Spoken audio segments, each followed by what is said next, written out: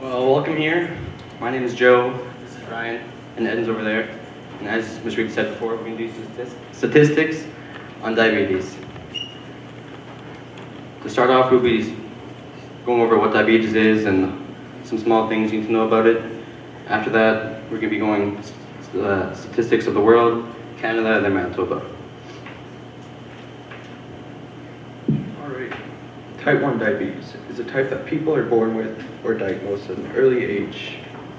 The problem is the pancreas is unable to produce enough insulin or any insulin at all. And without the insulin, there is no way for the body to use glucose as fuel for the body. The cause of this type is not known. But some people have theories. One theory is that the body destroys the insulin that produces insulin, not knowing that it What is type 2 diabetes? Type 2 diabetes is more common type of diabetes. The type is generally diagnosed in the later stages of life. Type 2 diabetes happens when your body isn't using insulin as it's supposed to. When you first have diabetes, your pancreas will make too much insulin to keep up for the glucose in your body, but soon enough your pancreas will wear down and will produce enough insulin to keep your blood glucose normal.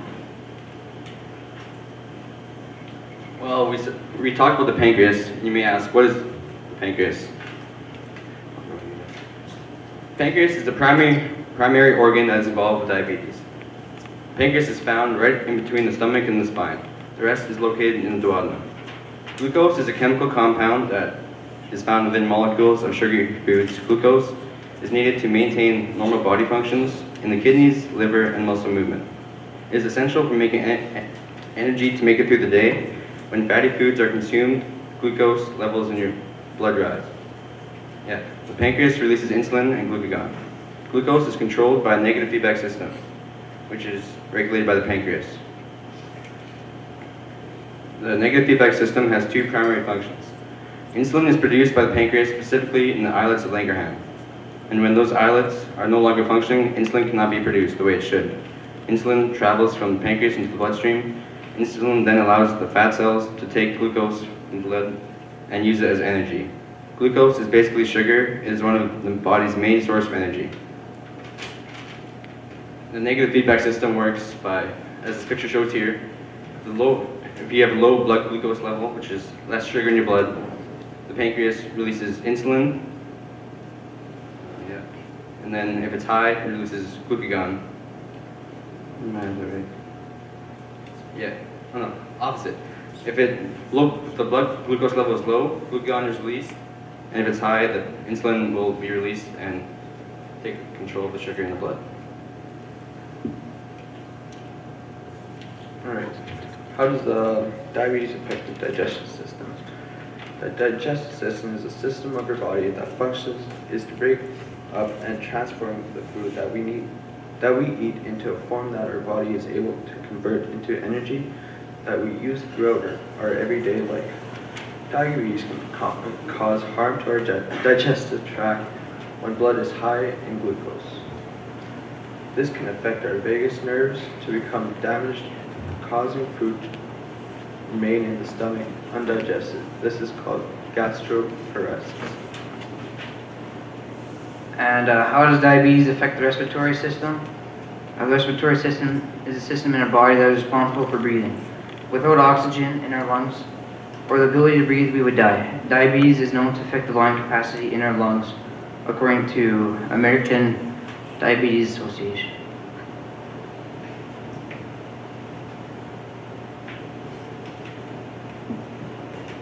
The endocrine system is responsible for growth, sexual function, emotions, and metabolism. The endocrine system is highly involved with the pancreas. The pancreas is vital in diabetes. The pancreas is supposed to control blood glucose levels by releasing insulin and glucagon, which helps break down glucose.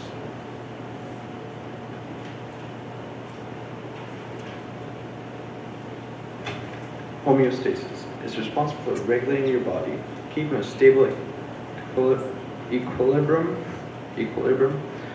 Homeostasis is involved with diabetes because having healthy balance of glucose in your body is important.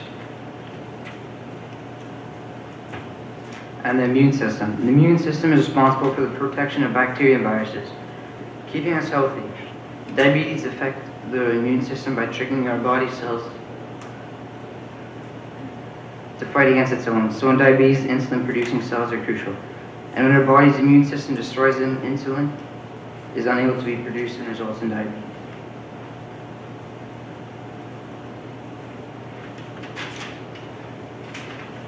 Another system that diabetes affects is the nervous system. The nervous system is responsible for communication throughout the body. Diabetes, like all the rest, affects this system. If you don't take action when diagnosed with diabetes, dire consequences can occur. When high blood glucose levels achieved for a while, neuropathy can develop a loss of feeling in certain limbs. And neuropathy is nerves that become damaged due to blood vessels failing. This side effect is quite common in the diabetes community. It can affect up to and over 50% of people who have diabetes. Alright, now we've showed you how the diabetes works and how it affects our body systems, and we're going to get started with statistics. As shown by this graph, diabetes diagnosis has risen and is still rising. The world population of diabetes is roughly 422 million out of 7.3 billion people. 17.3% of the population have diabetes. Only 34 years ago, the number was 108 million people. Population that year was roughly 4.5 billion, 9.3% of the population. The total percentage of the population has risen by 8.3%. The Western Pacific part of the world is leading the rest of the world with diabetes. Some of the countries included here are Australia, China, Japan, and Indonesia, and many more. You may be a bit confused by this chart.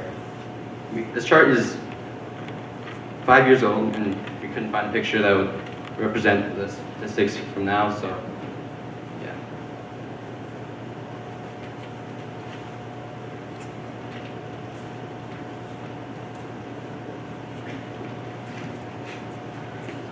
Here on this graph, you can see there are certain races that contribute more than others.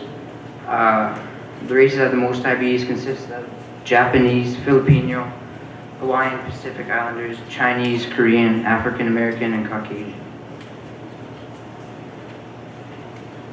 This graph here, as you can see on the side, says rate per 1,000 population. So in a community that had 1,000 people, Caucasian would, if they're all infected or diagnosed with diabetes, 23 of whom would be male and 36 would be female. And it's the same for every country here.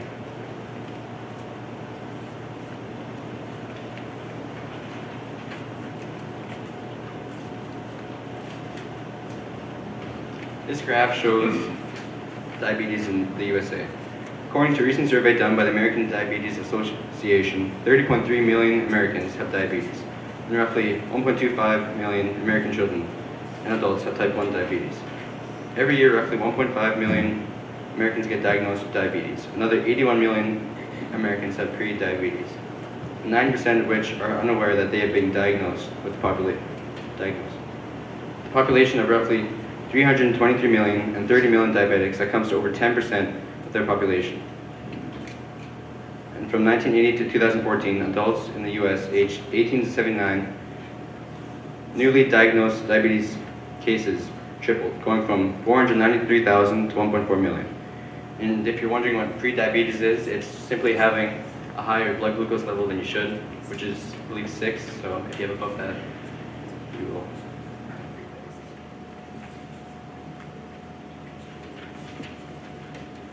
Canada has a population of 36 million, with 3.4 million that comes to around 9% of the population that have diabetes. In USA, there are more diabetics in youth than there are here at home. But studies have shown that diabetes in youth Canada are rising. In the year 2008 to 2009, there are over 3,287 new reports of diabetes in children under the age of 19.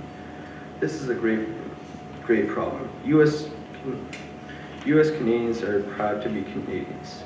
No, wait, sorry. Us Canadians are proud to be Canadians. When we talk about Americans, we always say how they are unhealthy and obese. But if these statistics continue to rise, we'll be the same sinking boat as them.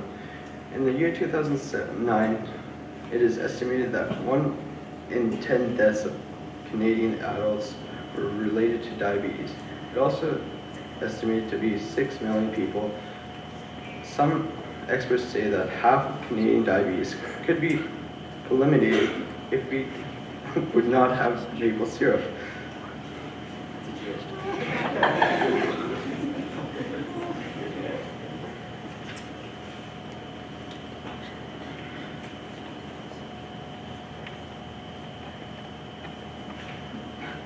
Well, this graph isn't showing right now, but it's supposed to represent males and females.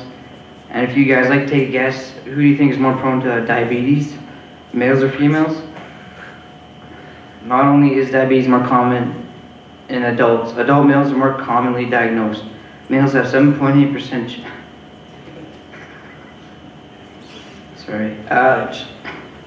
chance to get diabetes, whereas women have 5.9% chance for ages 12 plus.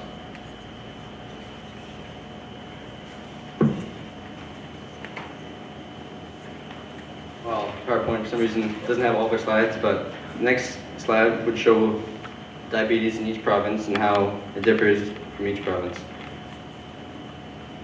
Us in Manitoba are among the highest of all the provinces. And the way it's done is, obviously, if none of it was judged, they have a less population, so it's much harder. But Manitoba is very dense, and has lots of people in it, and we still have the worst average for diabetes per capita or whatever.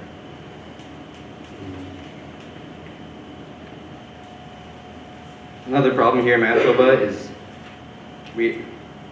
this isn't a problem, but we have lots of native reserves here, and studies show that Aboriginals are 3 to 5 times more at risk to get diabetes.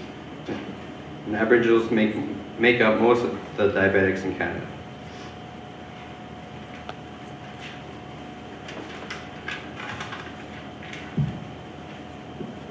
Comparing Manitoba to the rest of the province, 28% of Manitobans have diabetes or pre-diabetes.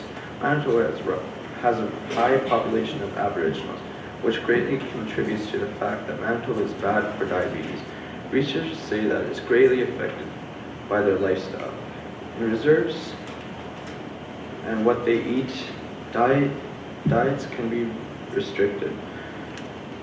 Not many grocery stores, if any at all, to their diet consists of what their cafeteria serves them.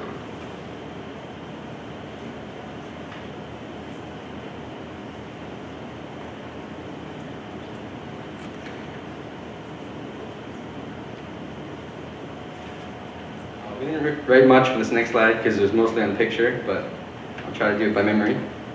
It said, well, I'll start with this. If you're from around here, you're probably conservative, and you also probably don't like Trudeau. And all is around the taxes that we pay. Our taxes also go to treating diabetes. And it said something about like $14 billion go to treating diabetes and diabetes hospitals and insulin and kids hospitals.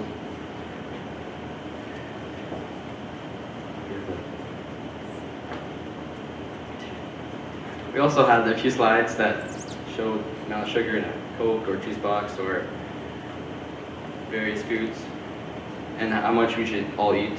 I believe for adult males there's 30 grams of sugar per day and 7 for kids or something like that. And a single pop can has 39 grams of sugar, I believe. And we also had slides about how much pop the average person drinks a day, and I think it was like 2.8 glasses, like 2.8 cups, which is 507 milliliters.